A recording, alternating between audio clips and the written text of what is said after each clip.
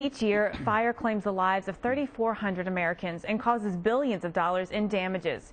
The concern, of course, as we get into the cold winter months is that people don't know how to stay safe, and they may not be aware of some of the updates out there. So I'm joined now by Captain Eric Jackson with the DeKalb County, Georgia Fire and Rescue. Captain, thanks for joining us. So let's just talk about some basic tips you have to keep people safe when it comes to keeping warm in the winter. Well, sure. And again, thank you for having me. We know that we are well into the cold season, so the first order of business is the space heaters. We know that people tend to break those out around this time of the year. I asked you to turn this on in here today. And I'm sure it would be of great help. And people think the same thing in their homes. They figure if I can just break it out, go ahead and get it fired up. They know that the ultimate or end result is going to be that their area or their space is going to get heated, but a lot of times the safety aspect is not really given the attention that it needs. So how do we use these safely? You want to make sure that you first read the directions.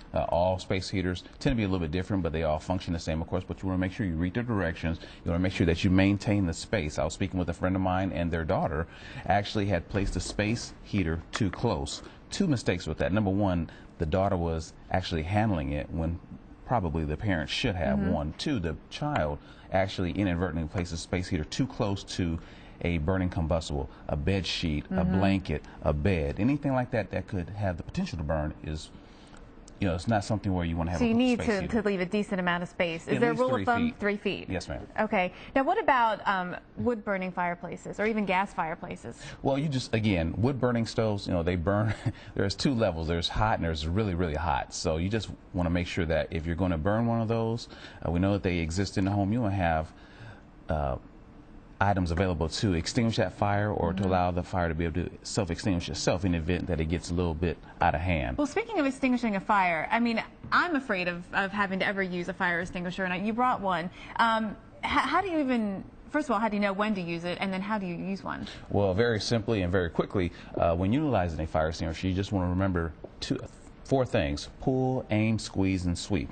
The pass device, that's the pass mnemonic. Okay. Pull the pin, aim the extinguisher, squeeze the handle, and sweep in a back and forth motion. And you want to do that backing away from the fire, headed toward an exit. And if you have to use more than two of these, chances are the fire is a little bit greater than what you had anticipated, and we just want you to get out of the house and call 911.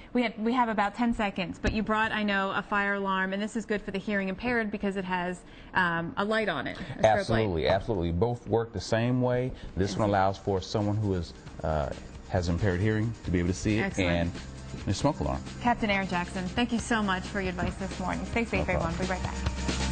Jessica, there's some